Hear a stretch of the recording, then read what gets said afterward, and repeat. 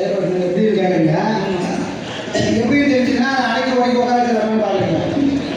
எல்லா விஷயத்துக்கும் மனம் தான். சின்ன ஒரு பொருள் ஒரு மனம் தான். எல்லாத்துக்குமே மனம் தான் முக்கியம் தான்.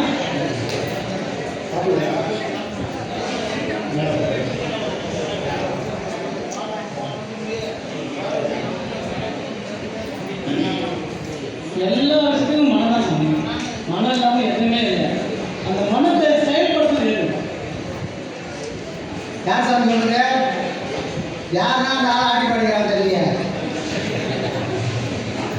பாடா போடணும் உருவம் விட கூப்பிட்டாச்சு உடைக்கலாம். உருவம் போடல. ஆனால் பணத்தெல்லாம் சிறுமிச்சோம். திருட ஒழுங்கி விளையாடுற மாதிரி அவனும் ஒழுங்கி விளையாடுறான். ஆனால் உதவுறதுல நான் வந்து போடுறேன். அவ்வளோதான் கேட்குறேன். யார் தான் அவனை இது பண்ணுறது? யார்கிட்ட அந்த ரிமோட் இருக்குது அப்படின்னு கேட்குறேன். அது சக்தி எடுத்து கொடுத்துட்டே இருக்கு. செகண்ட் சக்தி கொடுத்துட்டே இருக்கு. எதை வச்சு அவ்வளோ ஸ்பீடாக செயல்படுறாங்க. முதல்ல வந்து நாம மசாலா போட்டு நிறைய நல்லா விட்டு குத்துன்னு போய் சாப்பிட்டுருந்தோம்னா அந்த மொட்டைத்தனத்தை எல்லாத்தையும் யார் எடுத்துக்கிட்டு நாம சாப்பிட்றோம். உடம்பெல்லாம் சாப்பிட்டு வாய் சாப்பிட்டு வாய் பிடிச்சிது எல்லாம் முடிச்சது. ஆனால் சாமிக்கு இப்போ பழைய போடுறோம். சாமிக்கு பழைய போட்டால் சாமி சாப்பிட்றா இல்லை. ஆனால் சாப்பிட்றதுன்னு போடுறோம். அந்த நம்பிக்கை இல்லை. அவர் சாப்பிடாம இருக்கிற கண்டிப்பாக சாப்பிட்றாரு. அதை போல் விஷுவலாக அவர் சாப்பிடாம இருக்கலாம். ஆனால் நான் படைச்ச அவர் சாப்பிட்றாரு. அதான் விஷயம். அதை போல் நான் சாப்பிடக்கூடிய ஒவ்வொரு பொருளும் அதை எல்லாத்தையும் அந்த சக்தியை உடம்பு மட்டும் எடுத்துக்கல மனசை எடுத்துக்குது. நான் நல்ல பொருள் எனக்கு என்னோட திமிரை ஏற்கனவே கொஞ்சம் திமிர் எனக்கு. அப்போ அந்த திமிரை தூண்டக்கூடிய அளவுக்கு நான் சாப்பாடு எடுத்துக்கும் போது அது இன்னும் அளவுமே யாரும் போடாது.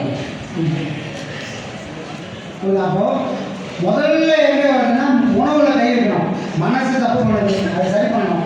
எங்கேருந்துலாம் சரி பண்ணலான்னா நேரடியாக போய் முதல்ல முடியாது.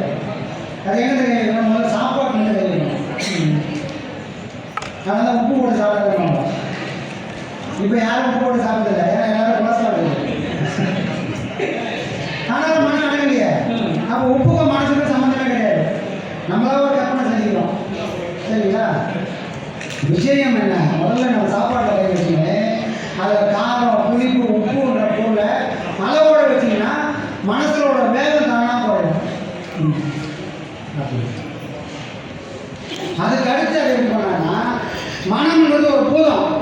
அதை நீ சும்மா போட்டோன்னா அது உன்னை கெடுக்கும். நீ எந்த அளவுக்கு அதை வேலை வாங்குறியோ அந்த வேலையை கேட்ட மாதிரி அது காலத்துக்கு அடிமையாகவே இருக்கும்.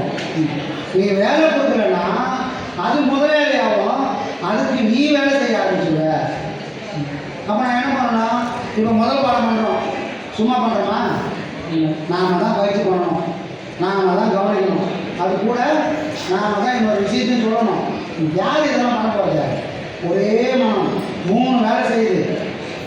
இந்த வேலையில் ஒன்று குறைஞ்சால் கூட அது பழையபடி ஊருக்கு போய்டும். இந்த 3த்தையும் ஒரு மனம் தொடர்ந்து செஞ்சால் அந்த மனம் மூச்சோடு உருவாங்க. அப்போ நமக்கு புத்தி இருக்குது, அறிவு இருக்குது, ஞானம் இருக்குதுன்னா மனசு மேலே கொஞ்சம் அக்கறை இருக்குதுன்னா நான் மனசை சும்மா ஓடிக்கிட்டே இருந்தால் அந்த காரை எப்பவுமே நல்லா இருக்கும். சும்மா போட்டு வச்சுருந்தா பாழடைஞ்சு போயிடும். அதை போல் சும்மா உட்காந்துக்கிற மனம் யாருமே கிடாமல் தானாகவே கிடும். ஓட தண்ணி இருக்குது. ஓடினே தண்ணி எவ்வளோ தண்ணி இருந்தாலும் எவ்வளோ காலம் ஆனாலும் அந்த தண்ணி சுத்தமாகவே இருக்கும். காரணம் என்ன? அங்கே ஓட்டம்ன்றது நடந்தனே இருக்குது. புரியுதுங்களா?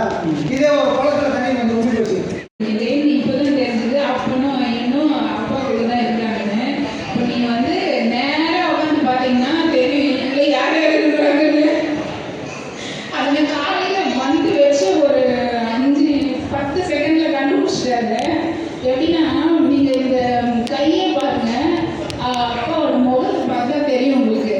இந்த சைடு வந்து எப்படி இருக்குது, இந்த சைடு எப்படி இருக்குது, இந்த கை எப்படி இருக்குது, இந்த கை எப்படி இருக்குன்னு உங்களுக்கு புரியும். ஏன்னா இது வந்து அப்பா அப்படியே சாதாரண கிடையாது. ஐயா வந்து ஐயாவோட கை இது. இது வந்து யாரோட கை நீங்கள் முடிவு பண்ணுங்க.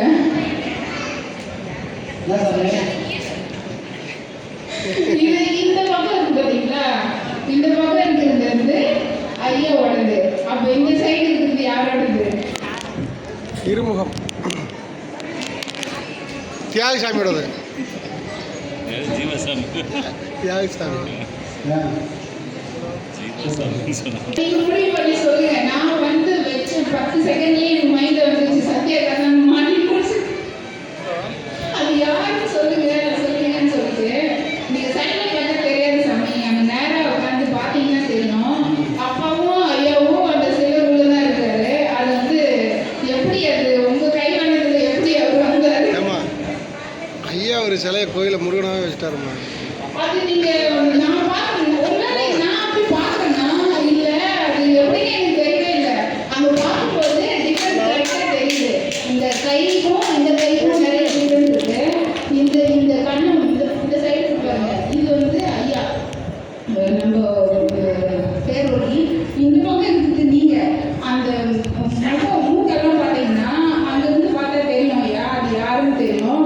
அப்போ ஒரு பேரொழி உள்ள இருந்துன்னா இன்னொரு ஒளி வரும். அப்போ தெய்வ குடும்பத்துக்கு நாங்க இருக்கிறோம். இது வந்து எவ்வளவு பெரிய வரம் இல்லையா, எவ்வளவு பெரிய ஒரு பொக்கிஷம் இது. நாங்க வந்து இல்லை இது அதிகமாக இல்லை, இது வந்து அனுபவிச்சாதான் இதெல்லாம் வந்து புரியும். ஏன்னா இந்த அப்பா ஐயா வந்து பேசுகிற ஒரு வார்த்தையும் அப்படியே காத்துல விட்டுட்டா அது கரைஞ்சு போயிடும். ஆனால் அதை அனுபவிக்கணும். ஒரு வார்த்தையும் அனுபவிச்சு இது சாதாரண மனிதனால பேச முடியாது. ஒரு தெய்வத்தால மட்டும்தான் இதை பேச முடியும். யாருன்னா சொல்லியிருக்காங்களா அப்பா நான் தான் பேரொழியை பார்த்தேன், நான் வந்து என்ன சிவன் வந்து ஆசீர்வாதம் பண்ணாரு அப்படின்னு யாருன்னா சொல்லியிருக்காங்களா? அப்பா தானே சொல்லியிருக்காரு, ஐயா தானே சொல்லியிருக்காரு. அப்போ அது அவர் வந்து நேரம் அங்கே சொல்ல மாட்டார். ஏன்னா குருன்னே அவர் ஒத்துக்கல. அவரே எப்படி கடவுள்னு ஒத்துக்குவாரு? ஆனால் அவர் பார்த்தது உண்மை. அவரே சொல்லியிருக்காரு நான்ன்றத அனுபவிச்சது உண்மை. அது அவங்க அனுபவிச்சவங்களுக்கு தெரியும் இல்லையா? ஆனா அவங்க சொல்லும்போது அது வேற மாதிரி போயிடும். அது நீங்க சொல்லியிருக்கீங்கல்ல அந்த பார்த்ததை வந்து முழுமையா வெளியே சொல்ல முடியாது, அது பொய்யா போயிடும்னு சொல்லிட்டு. அப்போ இந்த மாதிரி ஒரு உலகத்துல ஏன்னா வள்ளலாரே வந்தார் இல்லையா? வள்ளலாரே வந்து ஒளியா இறைவன் கூட போய் கலந்துட்டாரு. அவரையே வந்து நம்பல, ஜனங்க நம்பல, பக்கத்துல இருந்தும் நம்பல. இன்னமும் அது வந்து அவரை கற்பனை வச்சு எரிச்சிட்டாங்க. அப்புறம் வந்து அவரே போய் இப்படி இந்த இதெல்லாம் இருக்கு. அந்த இடத்துல வந்து